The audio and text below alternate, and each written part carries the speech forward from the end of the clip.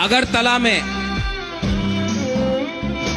किसी और का बच्चा को लैपटॉप दिया जाता है, कंप्यूटर दिया जाता है, हमारा तिपरासा को सुअर, बकरी और मुर्गी दिया जाता है।